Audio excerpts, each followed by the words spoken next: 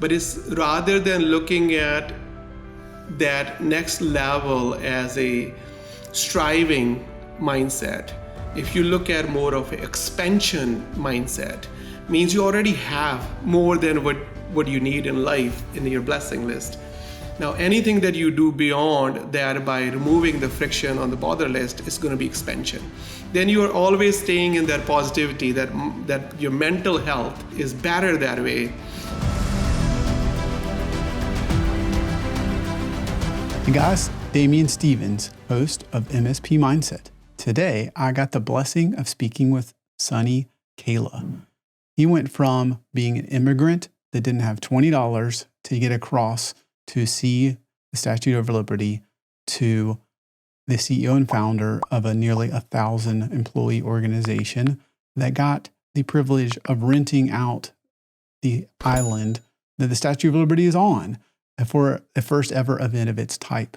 At the end of the day, the American dream is alive and well. And what is the secret? It's talent. You don't want to miss out on this conversation if you want to understand more about what it takes to be a talentpreneur. So Sunny, tell me, you have a really interesting story from coming to America, not understanding culture, maybe even some of the language. Let's understand you a little bit better. Can we start there? Yeah, no, absolutely. No, I appreciate that. Thanks for having me, Damien. So I was born in India, and I was 17 when I moved from my farm in India, where in rural India in 80s, 70s, there was no English. Now India is very different, but I was like a farm boy. And normally what farm boys do there back then was you kind of really finish your high school and then you get to help your family with the farm.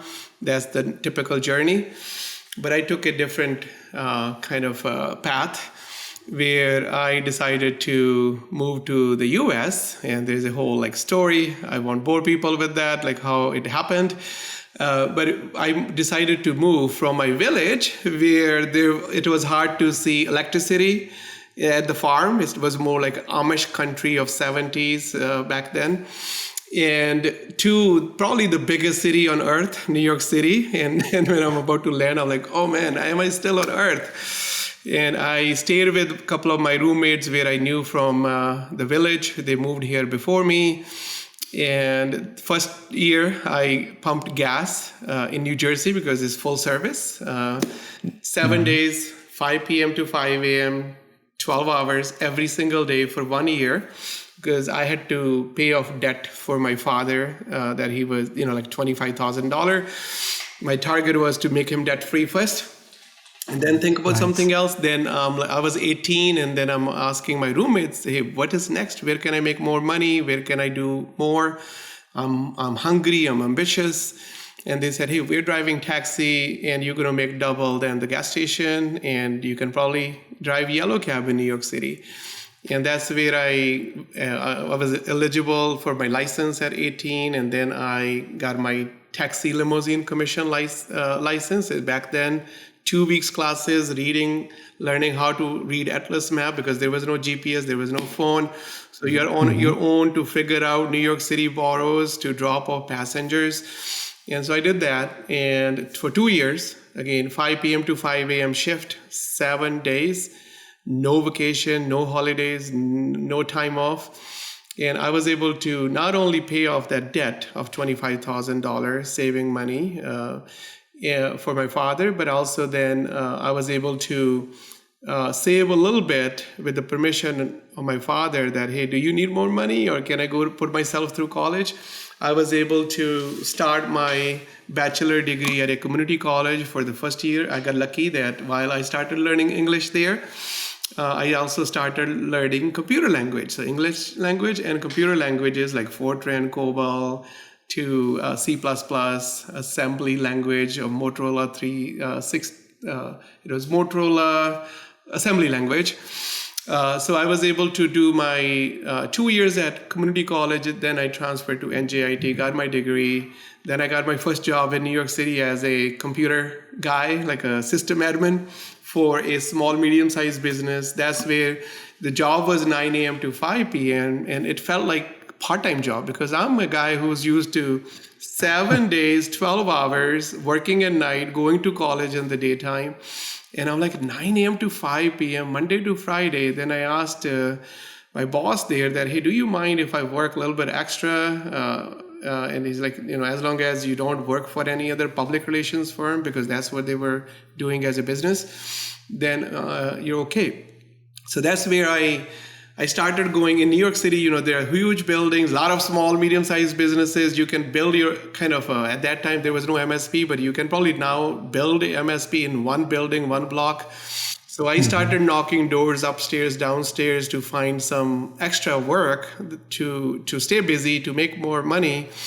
And that's how I got like a couple of law firms, marketing firm. I will just go to the receptionist, knock doors. And I'm like, The old school. Yeah, I'm like, hey, what can I do for you? How can I help? I can be your IT guy who can come after 5 p.m. or weekends. I started doing a lot of Microsoft Exchange migrations, the email migration projects. And this is like 2003.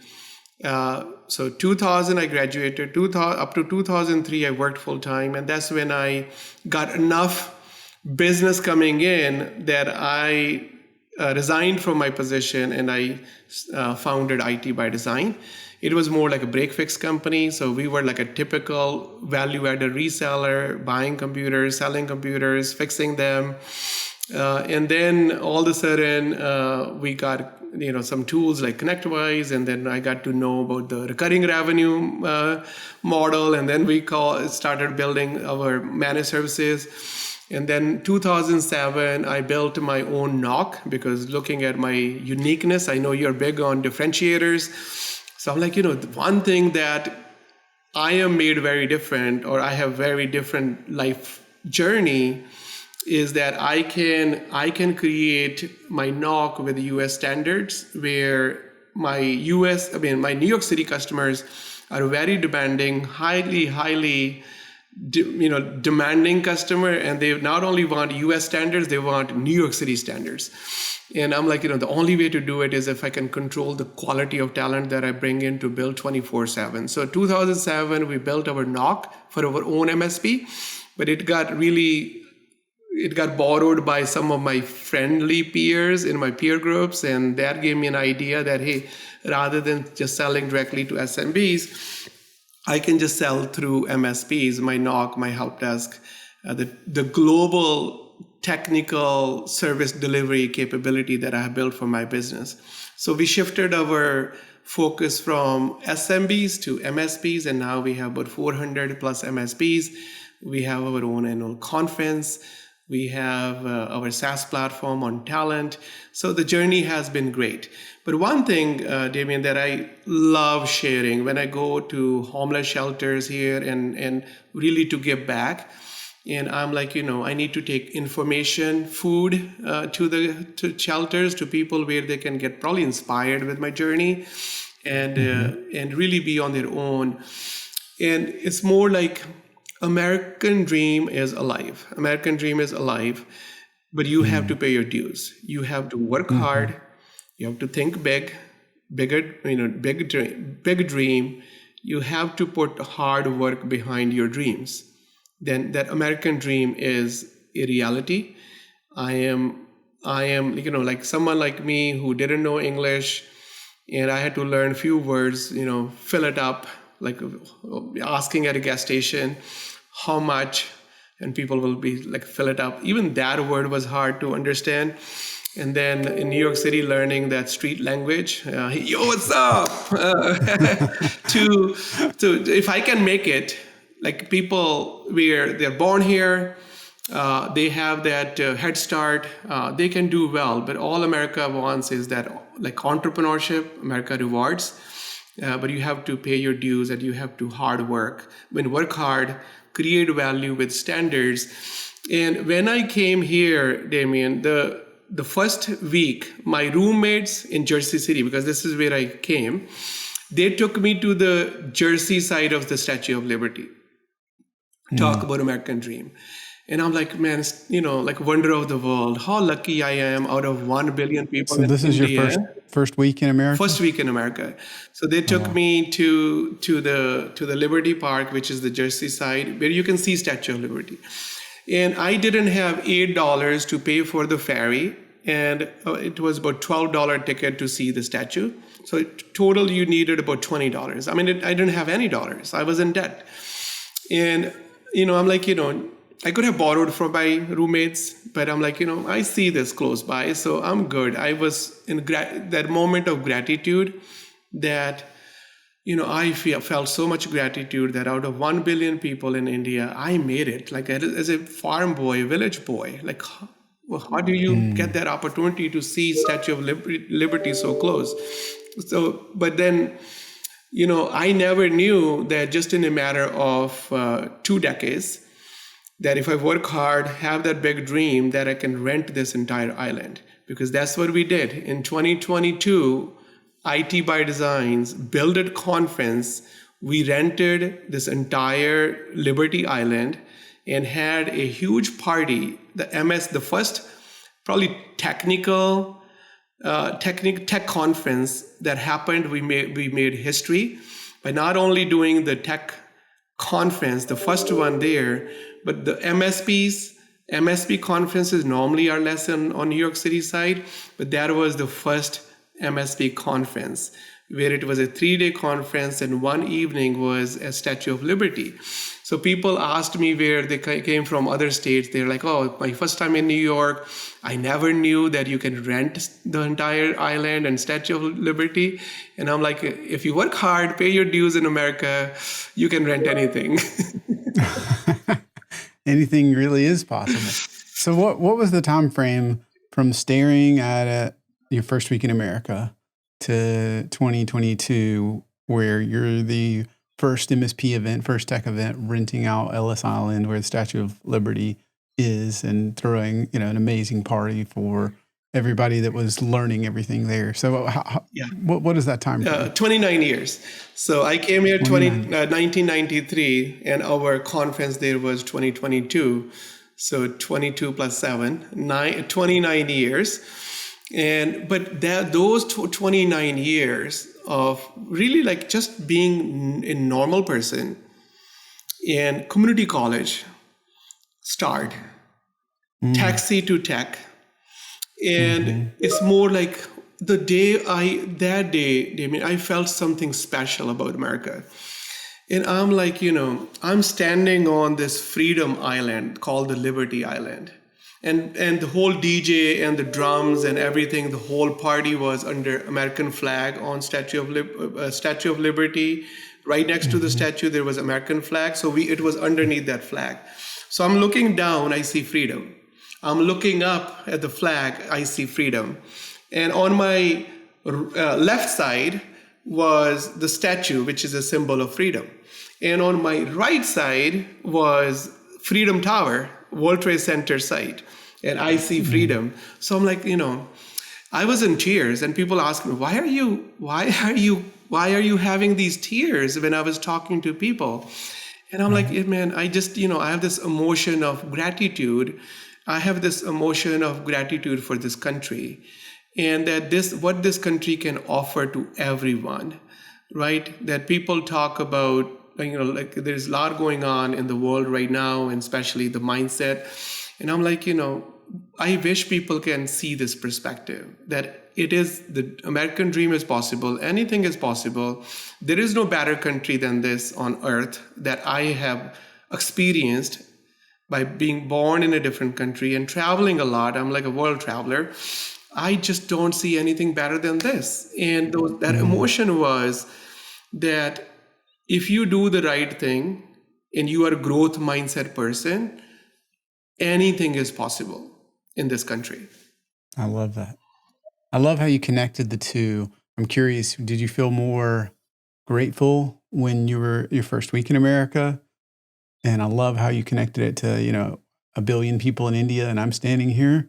Or did you feel more grateful 29 years later when you're surrounded by thousands of people and you were able to rent out the island with the Statue of Liberty? Yeah, I think the mindset that this was not there when I was younger, but now slowly but surely, the mindset that I have developed is that as long as my future is bigger than my past, means the growth is there. It's not just money, it's just overall my intellectual wealth, my Yes. overall learning and growing. That as long as I am a better version of myself today than my past, I'm in gratitude. And so that was a choice that day, like looking at what I have, not what I don't have that day. And the same thinking was there in 2022, what I have rather than what I don't have. Because there will be bother no matter what we achieve in life. We always have a choice to look at more of our bother list or our blessings list. If we get up in the morning and start kind of really looking at what we have, what is the blessing? What is the gain? Right? Then we are more focused on the positive list that we have in our life, and our brain is always, as Dan Sullivan will say, your eyes and your eyes only see and your ears only hear what your brain is looking for. So if you train your brain to look for the blessings list, and you always will have bother, but bother is more like, okay, what can I do about this situation? What is in my controllable list? And still stay in that moment of gratitude. You do need that fire, looking at that bother list in terms of more ambition and everything. But it's rather than looking at that next level as a striving mindset, if you look at more of an expansion mindset, means you already have more than what you need in life in your blessing list. Now, anything that you do beyond that by removing the friction on the bother list is going to be expansion. Then you are always staying in that positivity, that your mental health is better that way. Your mindset is a growth mindset, and that you're a person of gratitude. You're making a choice as a human being to stay positive while you're expanding. Expansion is not driving negativity in your mind. So that's how I look at it. I mean, I was grateful that day.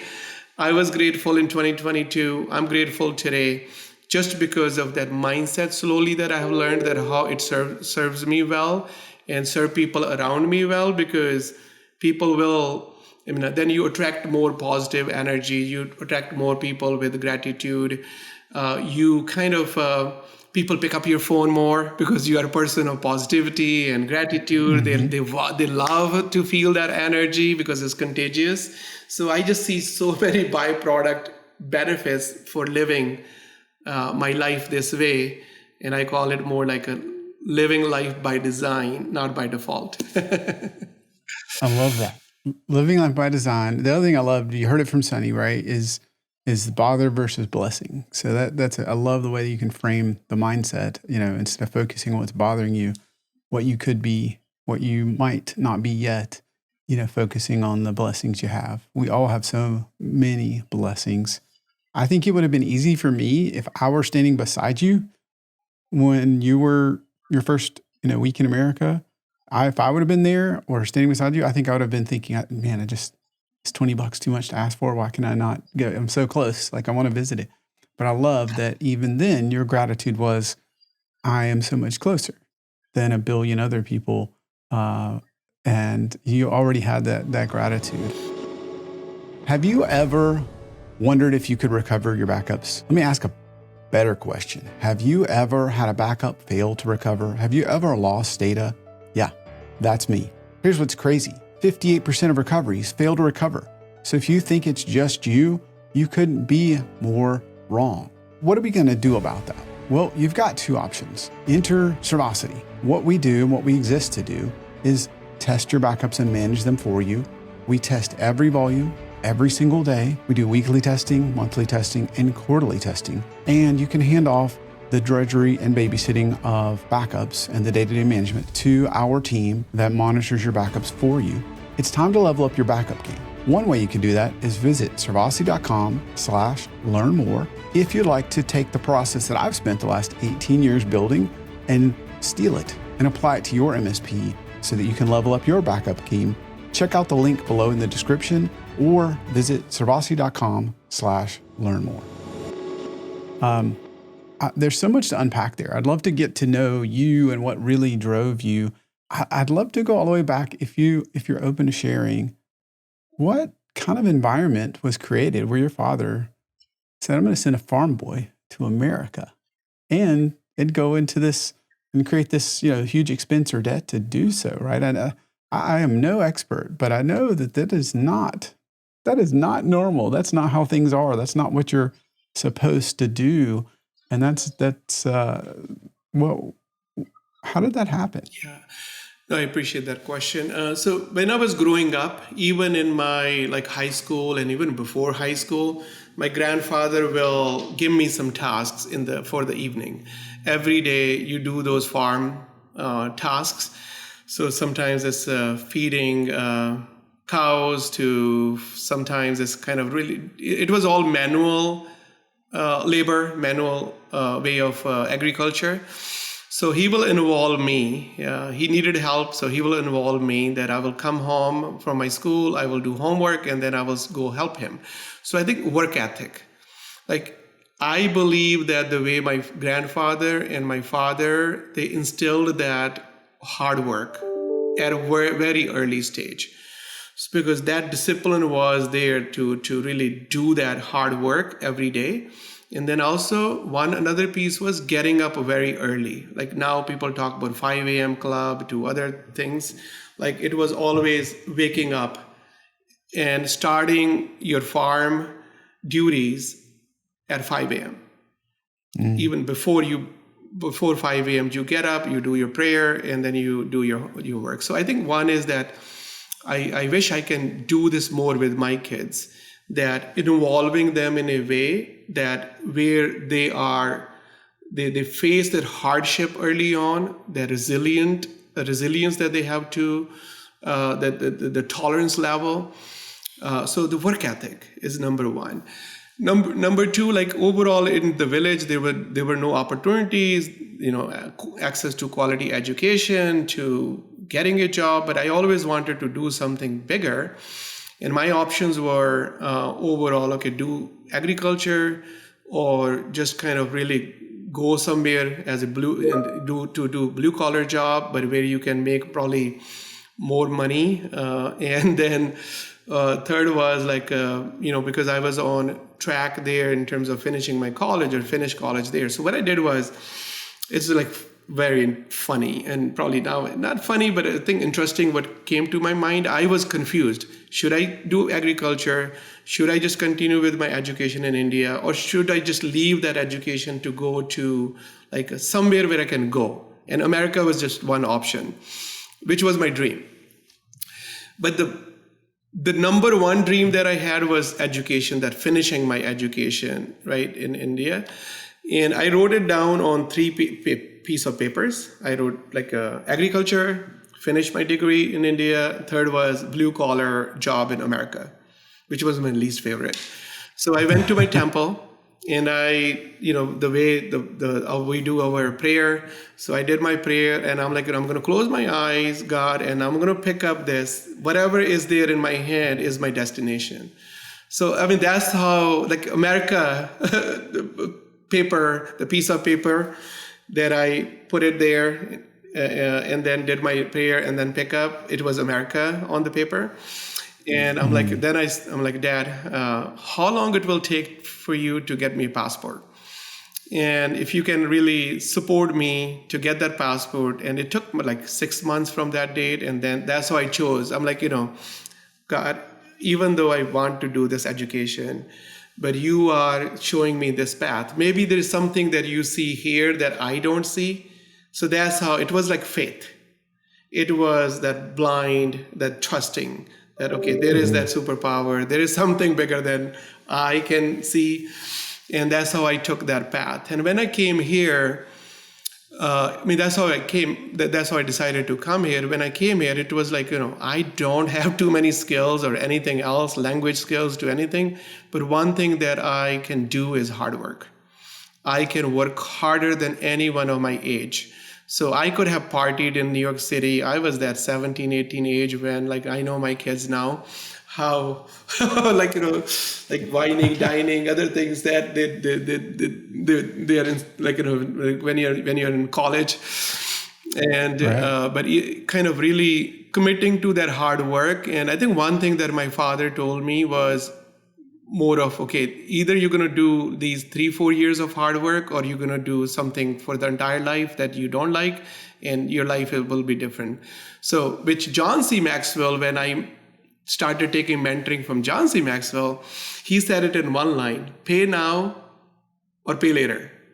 So it was I more love like, I'm that. like, yeah, it's associated with my dad's teaching, that pay now for these 4 years. That's what I tell my kids my middle one just started going to BU, my elder one just graduated from Cornell. And I told them one thing: pay now for 4 years, work hard, put your head down and get your education, or pay for the entire life. Means you're going to end up doing something you may not like if you don't have education. That value of education, and pay now or pay later. And the other piece my father told me was, earning money is easier in life than earning good people and earning their respect and loyalty. And the way you do it is find great people and add value to them. I think those two pieces really kind of hard work, always that hunger to find growth friends, growth mentors, lifelong learners, surrounding myself with those people where they are much more smarter than me, they have much more wisdom than me, that I can absorb as a sponge. I love that. You can definitely tell you're a lifelong learner. So help me understand, like, I can see it wasn't easy, but I could see getting into community college, right? And maybe driving the taxi, which is fantastic. And then what I'm curious about is, I could even see getting the first IT job. But you're doing that and you just started picking up some clients. Like, what was it that drove you to leave what a lot of people call the safety of full-time employment? Yeah. And create your own, even break fix, even tech company, Yeah. I mean, I didn't have that answer if you asked this question even 2-3 years ago. But when I now recently reflected on this, and I started doing one exercise that I have two mentors in my life, John C. Maxwell, Dan Sullivan. They always pay a lot of attention they coach us to pay a lot of attention to our past. And Dan Sullivan will say that if you can create, in order for you to create a bigger future, you have to create a better past. Means anything that's bothering you from the past, this happened, that happened, this could have happened, any bothers from people, that you need to make peace with your past and just learn from that. That's what your brain is looking for. And then it gives you some learning, some insights to create a bigger future. So when I look at the exercise with that tool that I did, reflected on my last best decade, my last 25, my last best century.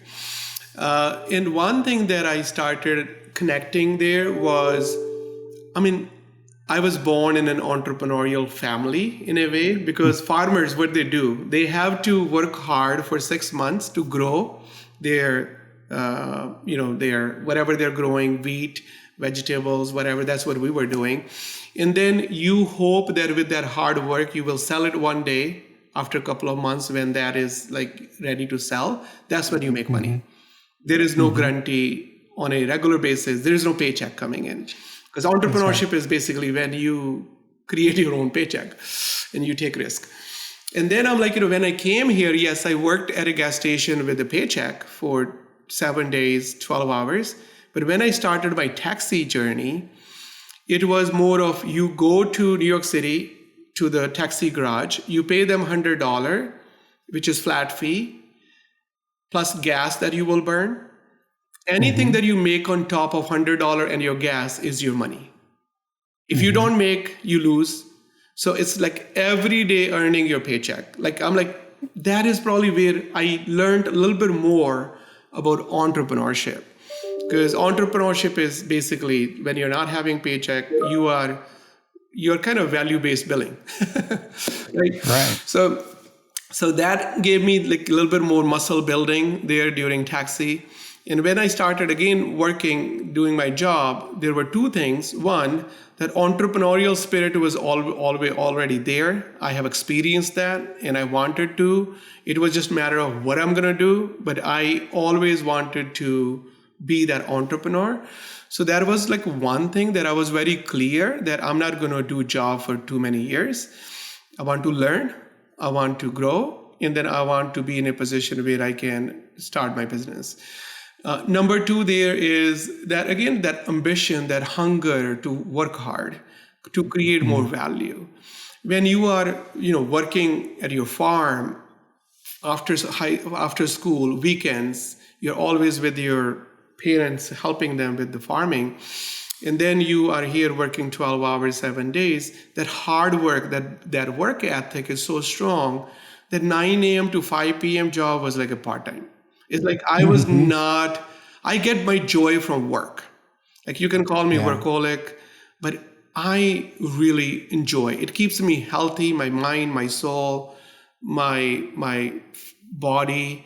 I just get so much joy from work. So when I'm not working, then I'm not in balance. Like my work-life harmony is not there when I'm not working.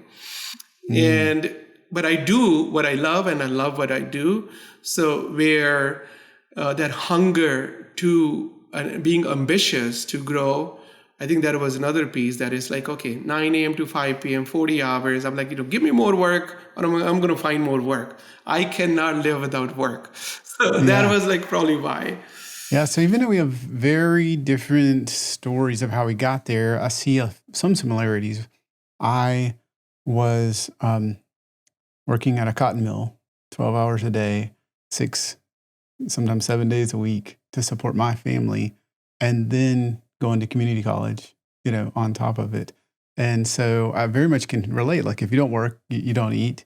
And then I remember later working, kind of a 9 to 5 or a 9 to 6. And I was like, what do you do with all your spare time? Like, well, what else are we going to do? I think it does create that work ethic. I didn't really expect to ask this kind of question, but I'm curious. We both have kids, and I know that I don't want them to have all the struggles, right? I want to give them better access to education, better things, and certain good gifts. But sometimes I wonder if I'm removing some of that struggle that creates that work ethic, that creates those. So have you figured out how to help your kids experience some kind of challenge or struggle and kind of develop their own right view? I guess, however you want to word that, but how do you raise kids that know how to work hard and understand that entrepreneur mindset?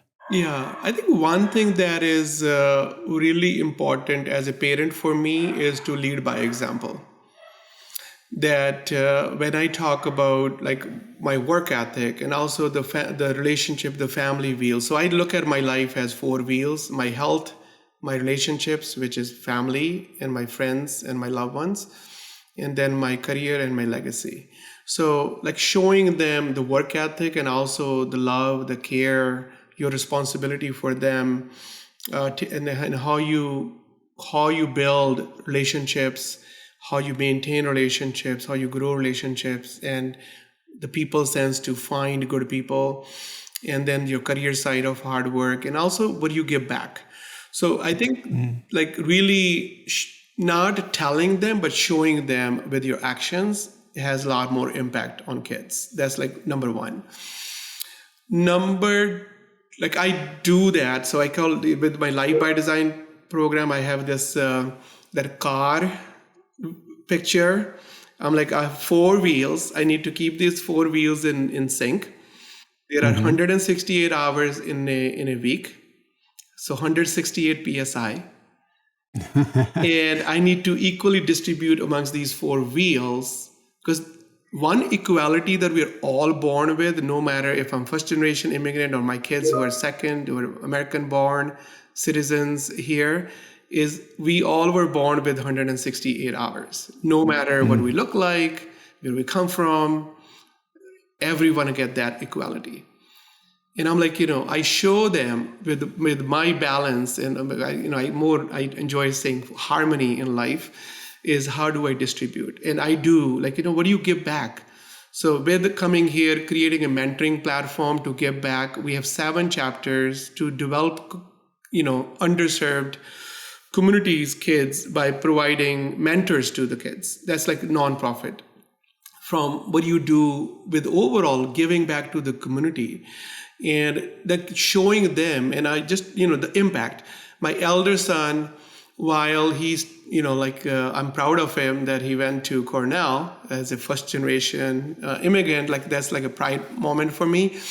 But throughout the 4 years, Damien, first year he signed up with the local fire department to be a fireman, volunteer fireman. Awesome.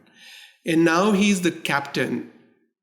He's the captain of that fire station, and he has worked, like he will just go there, camp there, wait for the call, but slowly kind of developed himself as a leader, giving back. He did not earn even a penny in 4 years, but he has committed so much time. And I ask him like, how do you do this, right? So Cornell has a lot of like pressure on kids, and I'm like, how do you do this? It's like, Daddy, like, some kids, they just go party, and I just come here and I read and I grow myself, and while I feel good that I'm doing service, like the service mindset. What he learned from is, of course, learning from parents does help. Everyone is unique. But when you show your kids as a parent that service is important, whatever you do, giving back is important. So that is where I think that's one.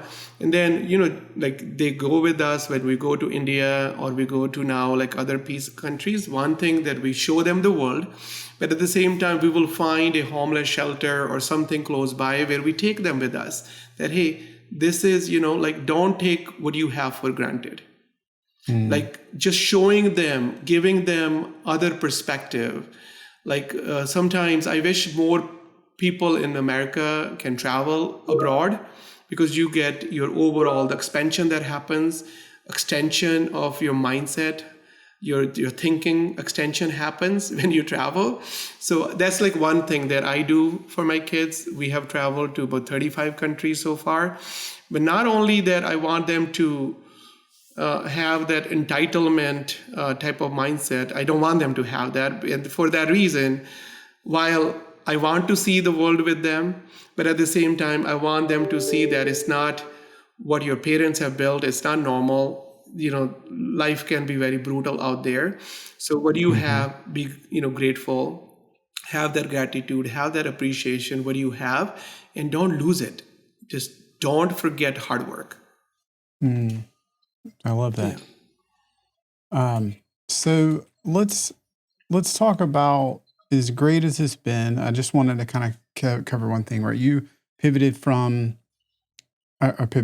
from building this VAR to building an MSP. And then you had some early peers in your peer group, as I understand, that were just, they needed that. You built this NOC, and a 24/7 NOC it's not a small undertaking. So how did you go from that to really not being an MSP at all anymore? Yeah, and you talk about that a lot, Damien, in terms of differentiators, right? So differentiate or die is what you normally use. And I think that is what was like really helped me, that really reflecting on what I have so unique, that what will give me that edge in terms of creating unique value prop, which does not exist in the marketplace.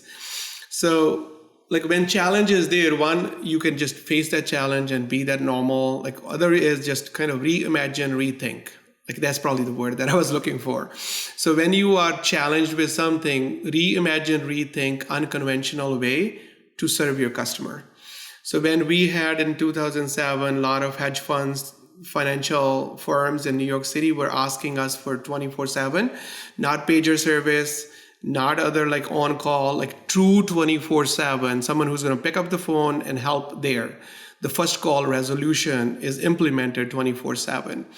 That's when I'm like, I looked at the marketplace. I'm like, I cannot rely on any other offshore company, because the way I was getting feedback from my peers where they tried using them to create 24/7 delivery center in India or Philippines or other places. And I'm like, what is so unique about me is that I'm well versed in both cultures. I can create this for myself where I can control the quality of service, the American service standards and the New York City service standards that are like even like different.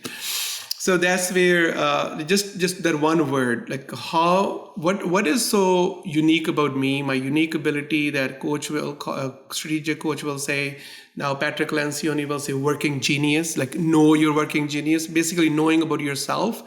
Like, are you clear about what is so unique about you that can create unique value? So that was one thing unique about me, being able to do it, that my 24/7 delivery center in India for my own MSP to serve my SMBs better. We had no competitor in New York City had that as a true 24/7, which was their own. They outsourced it to someone. So when we were able to create that success for the customer, that's where my peers started because normally in peer group, we benchmark our numbers, net growth, net EBITDA, or customer experience. And they are like, Sunny, what the heck are you doing that your numbers are like out, like you are a unicorn. And I'm like, yeah, this is what I'm doing, which is very different than other MSPs. And the other mindset that I think that helped me is that I never look at people who are doing the same thing as I'm doing as my competitors. I always see good in them. That, okay, what do they have? What do I have? Is there something unique that we can probably collaborate more? So I don't look at anyone who's in the same business as my competitor. I look at them as my collaborators, that I just have to go deeper, rethink, reimagine. What is that one thing that they do well? What is that one thing that I do well? Can we combine our capabilities to create something new for the marketplace, which does not exist? So that's what I did with my peers. When my peers looked at the numbers, and it's like, can I, then again, being a go-giver, I think everything kind of helps. Everything is interconnected in life. So having that heart to give to them, not looking at any profit from that friendship, that peer, they asked me to help their business, help them to reduce their cost of labor, to create a new 24/7 capability. I did that as a go-giver.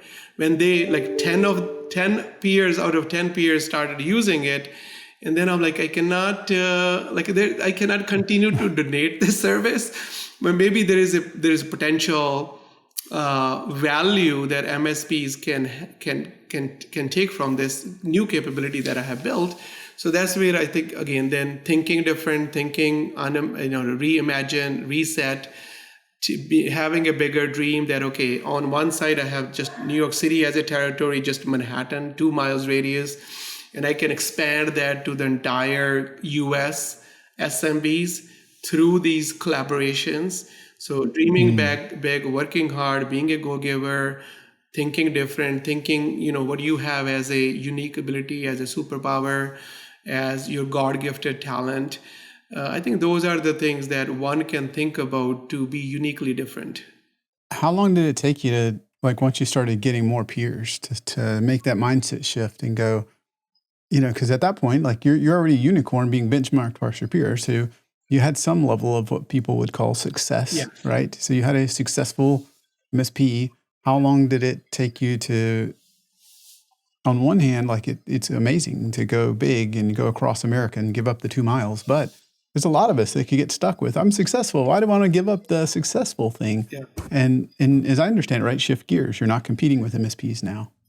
Yeah, so I think the ones when like my peers were using it, they were giving good feedback. They were seeing the value in that. They're like, so that's when kind of whenever you have a new idea, new thinking, so you have to basically what I do is 80-20 rule, that 80% incremental progress in business, like the business that you have, your today's company, that the company that you have today, like how do you constantly grow that company, but then also thinking your future company with a 20% new thinking, so you're not disrupting your existing company, but parallelly you're building a new capability, new company for the future. So having some attention, some resources there. So when you do that, and when I have done that with the MSP just as a go-giver, it gave me the byproduct there was okay, taking this new thinking but as a go-giver to help people. But then when people had success with that, and then I'm like, this is that's a validation of the marketplace, that if I do something, it's already a tested product, it's a referable product. If one person in the peer group is referring to the second and third and fourth, then you have a tested referable product. Then you can take a little bit more of a calculated risk to expand, to create that future company.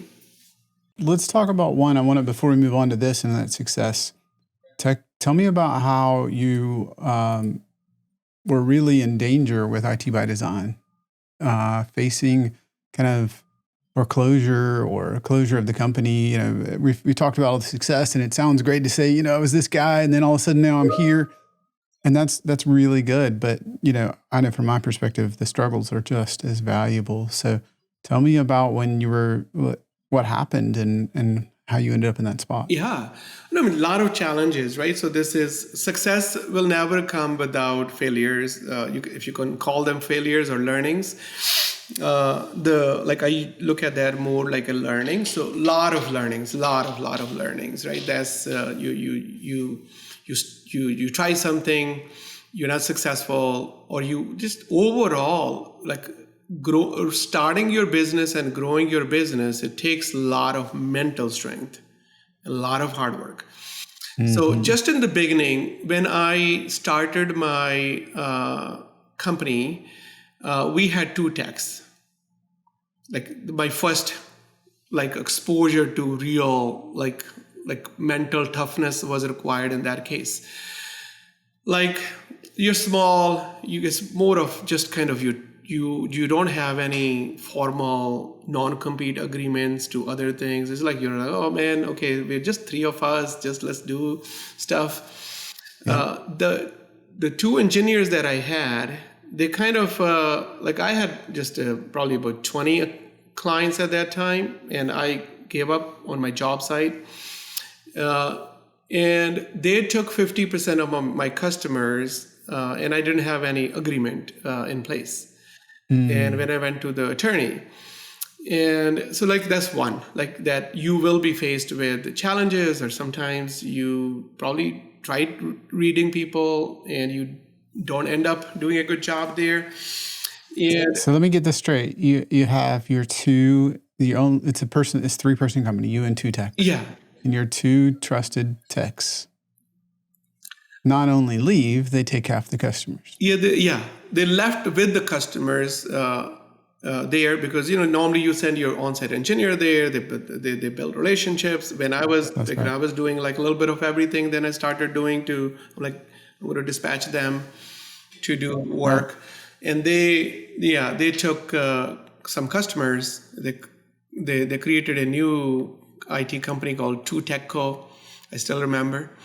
And they started then, and then so that's my first exposure as just in the beginning stage, just in the first 2 years.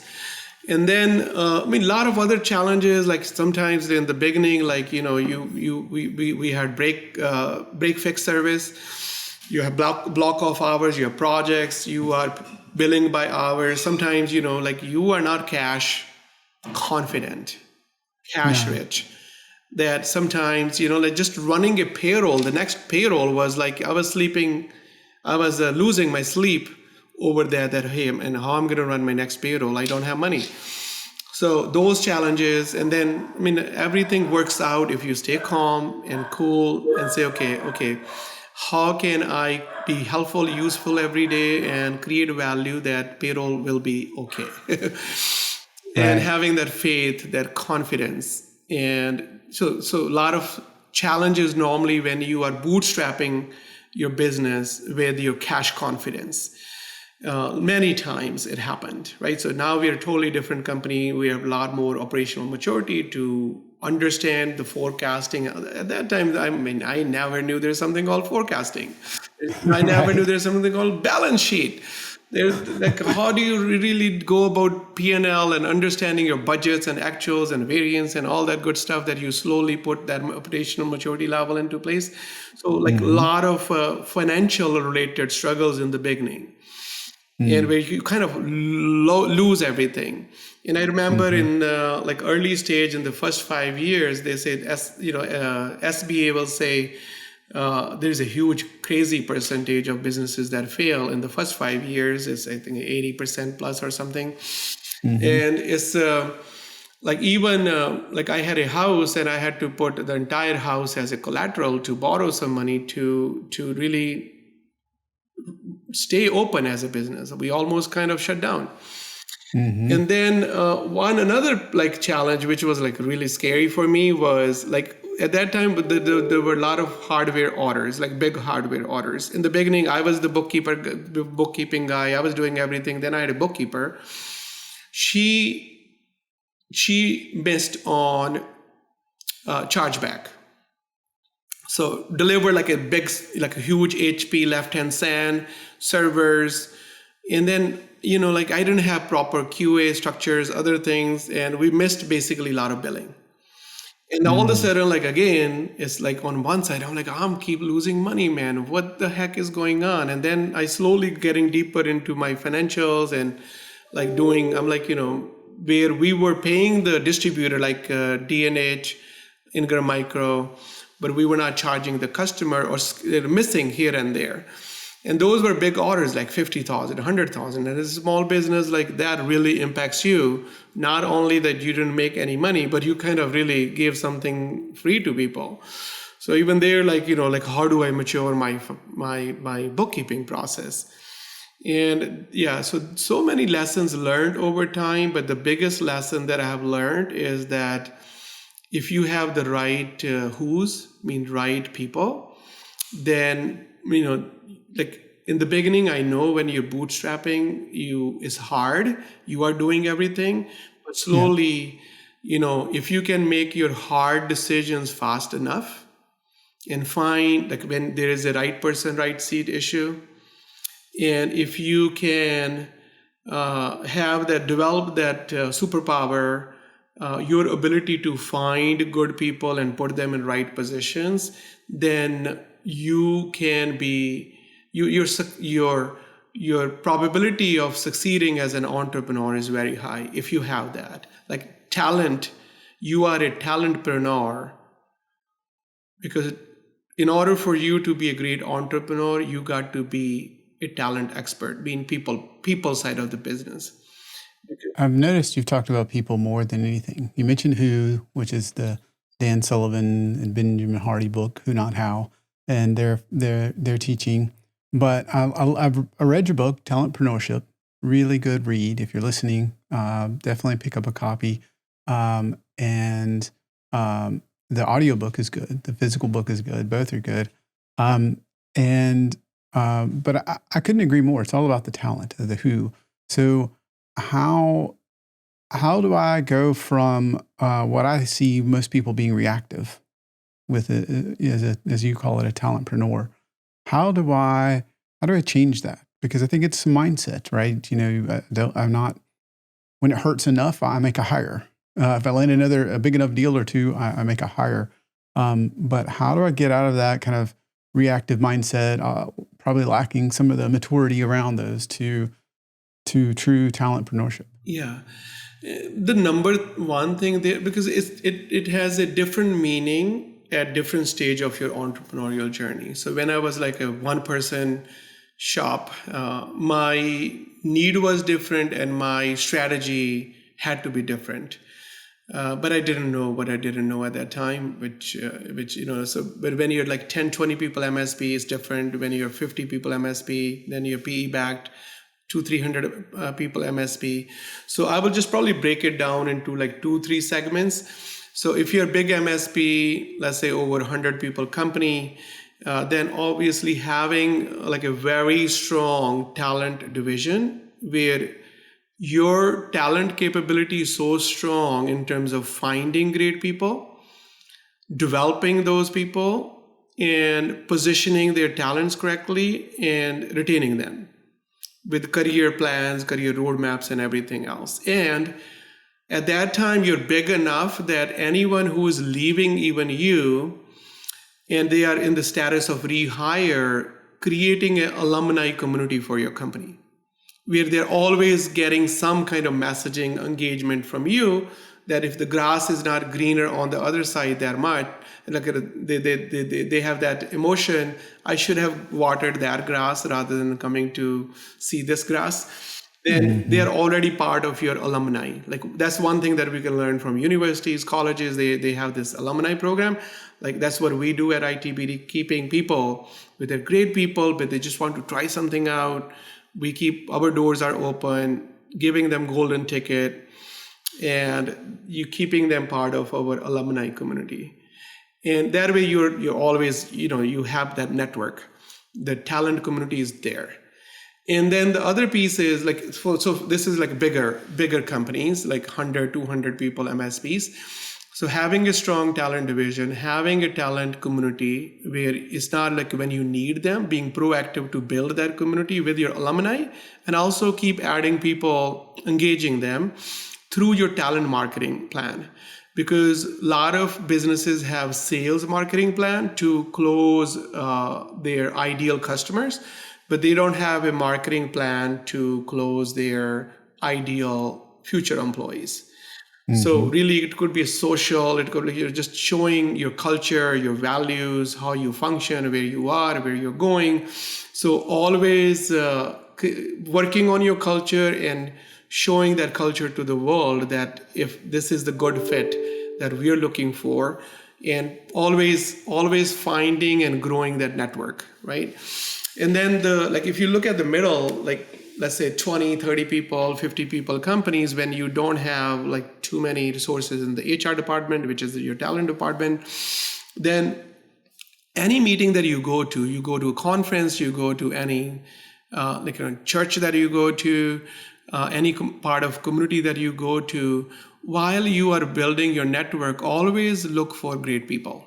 Surround yourself with great people. Keep sharing your vision. Keep sharing your values. Keep sharing your mindsets. And when you are sharing that message with the universe helps you. It's just a matter of time. Then you will see that a lot of people reach out to you if they lose a job, they're looking for an opportunity, or they just kind of see you advertising something with your future plans, and they're like, oh, this is something where I can be your I can be your leader, I can be your person to help you. And so it's always like whatever you're doing and your people are doing, making sure that your culture is strong enough, that making that people first culture, that you have those evangelists where they are producing referrals for you. They are looking for more people with the similar mindsets and values. And even you as a leader, when you're going somewhere, always keeping your eyes and ears open, because your brain is looking, your ears and eyes will look for what your brain is looking for, right? So just keeping that awareness there. And then if you're very small, like 2 people, 5 people, 10 people company, always, we have relationships, really being intentional about knowing yourself, who you are, what are your mindset, values, and everything that you stand for. And then people that you're surrounded with, doing business with people in any shape or form. It could be having someone join you as a partner, having someone who wants to work with you in a full-time person or freelancer or consultant, always looking for talent. and believing in this, in the superpowers of people, in terms of really knowing what your superpower is, what their superpower is, that getting that complementary superpower and positioning that superpower in a way with some direction there, that they don't end up going in a very wrong direction, like direction, giving them direction to leverage their unique ability, their superpower to do that teamwork with you. So as a small entrepreneur, especially, when you're one. But when you add another complementary superpower or capability with another individual, it's not a 2. 1 plus 1 is not 2. I call it 11. That 1 and 1 is 11. And sometimes it's like that talent is sitting home. So my partner in life is also part of our business, Cam. And so she joined me. When she joined, we grew 11x. We didn't grow 2x. We grew 11x because we combined our unique abilities and did some amazing teamwork to create that success. I'm curious. That's really, really amazing. And guys, there's this and so much more in Sunny Kaila's books, Talentpreneurship. So definitely, if you're listening, you're going to want to read that. And I'm curious your take, Sunny, on where you look for maybe unconventional hires in terms of, you mentioned you're at church, you mentioned it there, because I see so many people, they're saying, oh man, my business is really growing. Let's say my MSP is really growing, but I need the 4-year degree, I need 5 years experience, I need them to be an L3 engineer or whatever it is they're looking for, or proven salesperson or COO or what have you. And they don't look outside of the box. They're not looking for what I would call unconventional people. Where do you see that tie in to being a talentpreneur and maybe expanding that pool? So what we do is we go to, I think a lot of hiring success that we have had when we were small business, from Best Buy to Apple stores to no matter where, people where they had or car rental companies, and more like a customer service.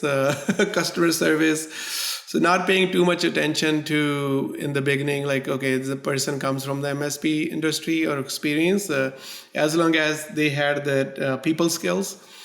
You can teach technical skills. So that's one of the unconventional thinking that we have done, is find people where they are, to Patrick Lencioni's book, Ideal Team Players, Humble, Hungry, Smart People, where they have hunger, they have ambition, they are ready to pay their dues, and they have good mindsets, work ethics.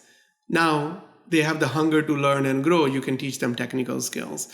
And if you find someone from probably Apple stores, Starbucks, and Best Buys, any store that you normally go to, if these companies have great customer delight programs, customer experience programs. So if they already know that, that's a head start for that person with everything else that I mentioned.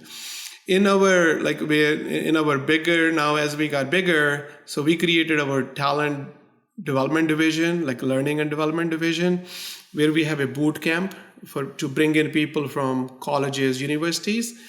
Even there, we look for colleges, universities, especially for the MSP space. If you go to, I cannot go to my son's college, University, Cornell, and hire for MSP. I can probably, but I think, I don't know. I look for people where they are good fit for the MSP work. And going to universities, colleges, especially in what I have seen is, another piece I have seen, especially in the Philippines and in India, the more smaller city that you go to, there's less opportunity, there's more hunger, and more people will have a lot more loyalty for you when you add value to them. So you bring them in, give them the opportunity that they can't get from their local market, but you create that opportunity for them. There are a lot more longevity, loyalty, everything comes with that. So especially in India, Philippines, we go to they call it a tier 1 city, Manila and New Delhi or Mumbai. And then you have tier 2 cities. Tier 2 cities are smaller cities. And that's where you find people where they're just working so hard, but just because of not having access to quality opportunities, they're not getting rewards for their hard work. If you give them rewards for the hard work, these people are like so loyal and committed. And same thing here. What I've seen is that, when I go to, for example, we have a lot of success stories, hiring from middle of Missouri. Where people are these are underserved areas like St. Joe, Missouri, Jesse James and Pony Express type of towns, and Kentucky, like Louisville, Lexington. I go to more rural areas and you find some hungry people, oh man, their loyalty, their longevity with you, their gratitude for you is so, it's like 11x, where it's like, oh man, Sunny, I have never imagined that I could be this person. So you show them how to be more in those towns and give that opportunity. And especially now in the hybrid workplace, you have a better chance to find talent from everywhere, no matter where they are. I mean, this is just like some of the strategies or thinking that I'm sharing. That what I have seen is that, and also you make a bigger impact on a lot of lives when you kind of create an opportunity in the area where that area is underserved. Yeah, and this is something I couldn't agree with you more on, Sunny. It's amazing. I found it to be kind of what I call a win-win-win, right? It's a win for me because I got talent or access to talent I didn't know existed. It's definitely a win for them because I know I came from a smaller city and there just wasn't much opportunity, and so so that at some point I had this mindset that these are all of my choices, period. And so to get access to opportunity that you just didn't have is a win, and we've had people that were chefs or worked at Whole Foods or just other things like that have just become amazing players on our team. And I know the final win-win-win is, like you said, they are grateful. They are, in a positive way, they come in with like, I'm going to, like you said, 11x. I'm gonna upset the bell curve. I'm gonna work harder, like you were talking about with your work ethic. So they're gonna come in and work harder and kind of outwork a lot of others. Not everybody, but sometimes they're gonna outwork. The other thing is, I've noticed sometimes they're gonna outlearn. And then finally, I found some of the folks like that are more curious. I don't have to unteach. Like you said, certain programs have really good customer service. Maybe they come with some of that. And sometimes if you've been at a mediocre MSP or other company and then you join, well, there's a lot of unteaching that needs to happen before you're ready to deliver on the service level that we're going to deliver at.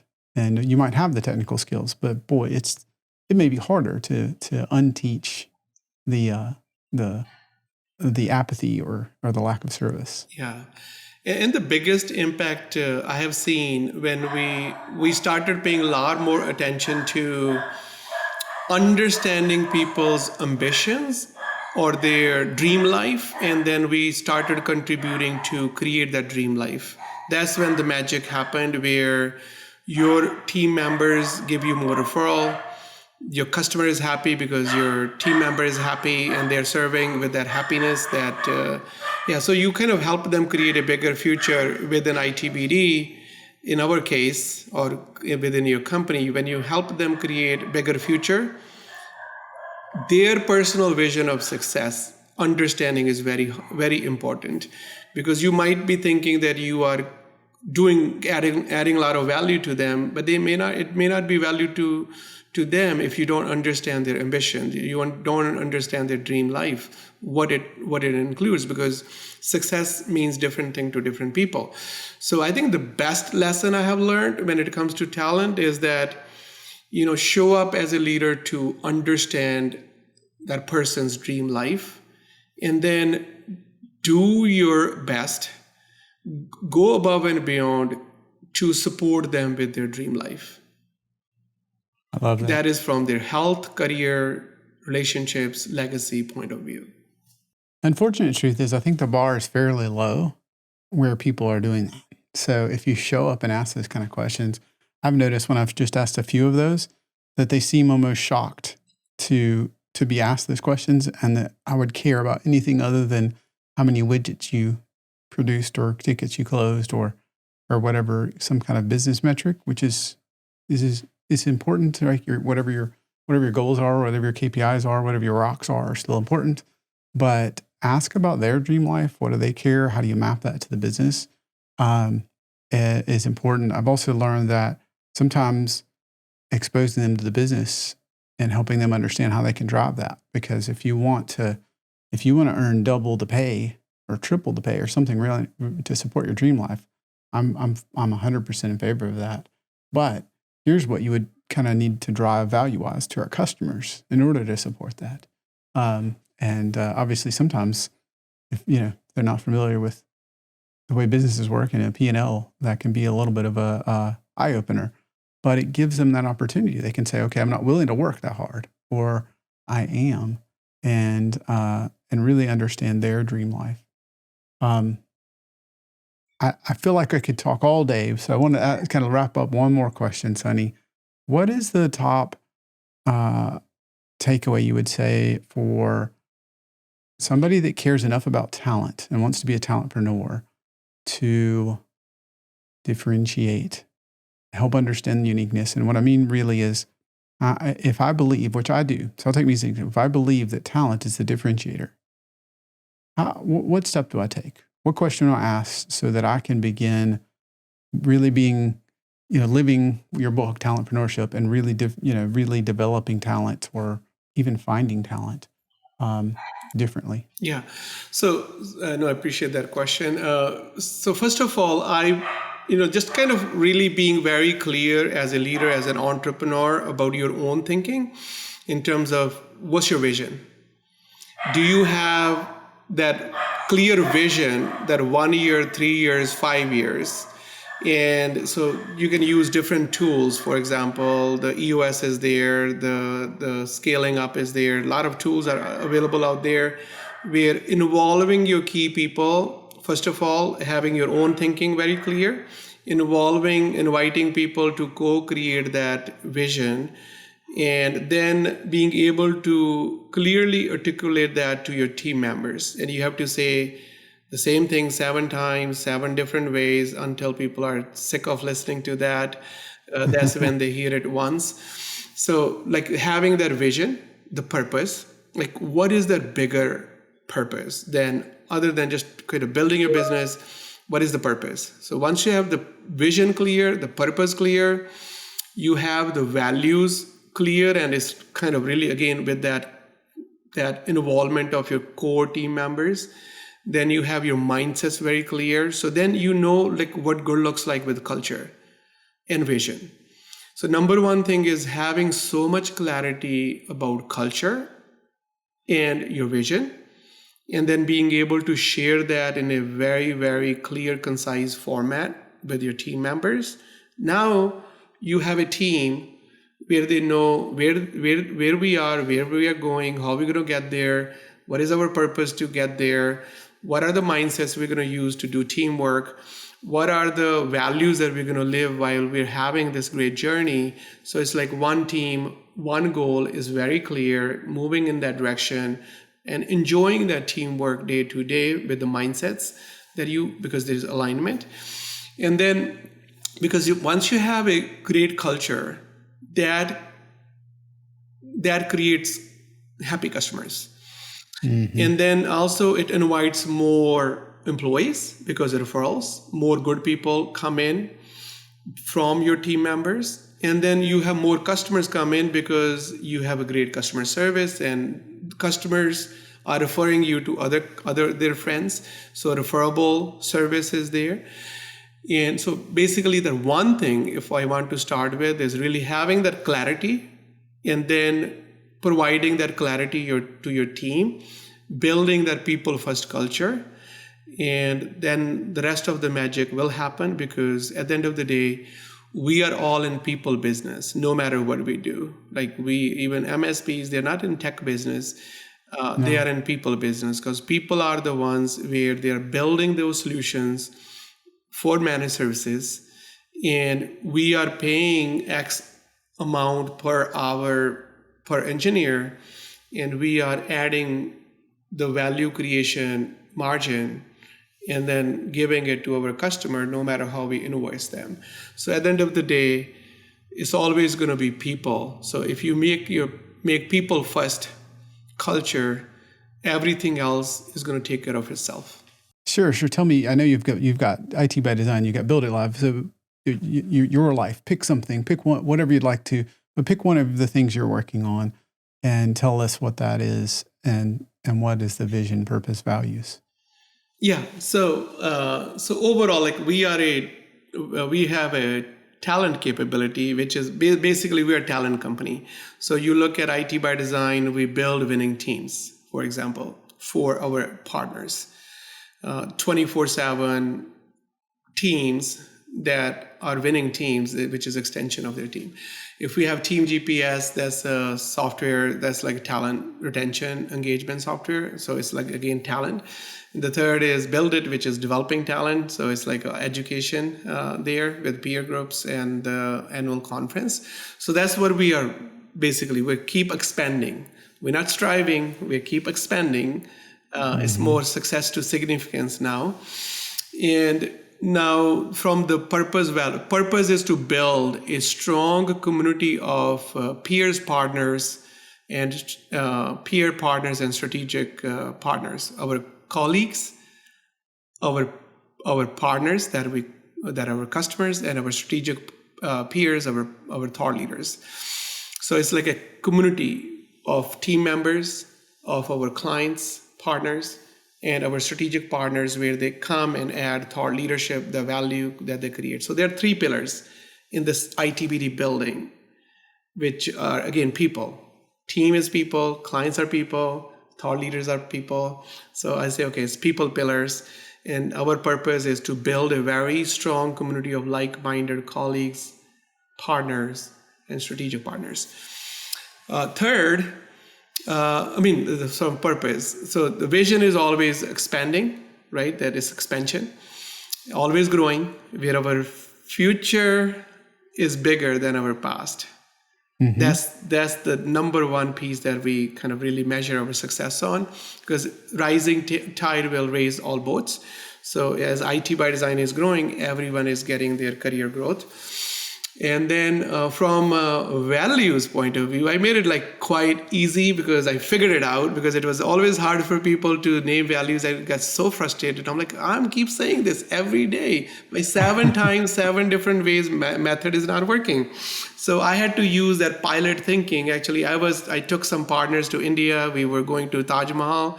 And the guy who's sitting right next to me in the bus as our MSP partner, he was a pilot. I'm like, how do you guys remember all these bells and whistles in the plane, man? I'm having a hard time overall remembering all the values and my team members. How do you take care of all these different functions? And he's like, we create acronyms. So for values, we created an acronym called HAPPY. Happy is humility, accountability, positivity, passion, and your community. Those are like 5 values. So those are the values that we use at IT by Design.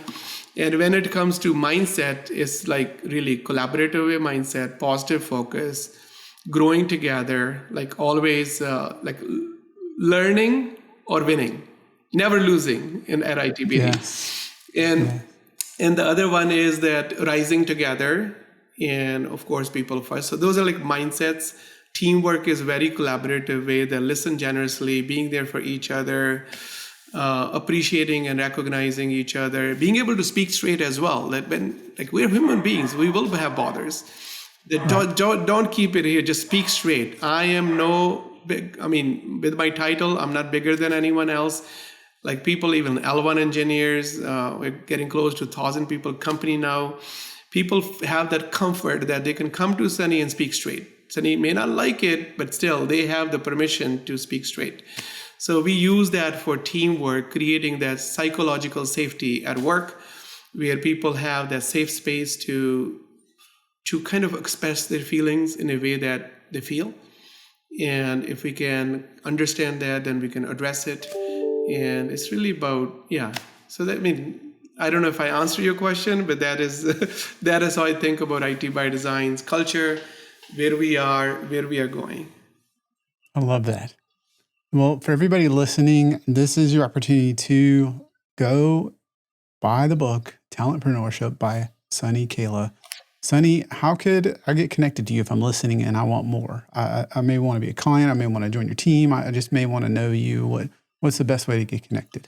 LinkedIn, or our website is itbd.net, IT by Design short, again, acronym, itbd.net, or LinkedIn. The only social platform that I'm active on is LinkedIn. So LinkedIn is one way. Then, of course, if you want to meet in person, September 9th, 10th, 11th, Orlando, Old IT Nation site. That's where our conference is. And I live in New Jersey, and I just love meeting people, especially when any MSP comes to town. And I'm like, hey, let me show you the taxi driver way. I know all the holes, the hole in the wall type of food places to all the secrets of New York City. Let me show you the local way of New York City. So I love meeting people. If you ever come this way, ping me on LinkedIn and we will connect. That's awesome. Thank you for your time, and thank you for being on MSP Mindset today, Sunny. Thank you, Damien. I appreciate you. Thank you.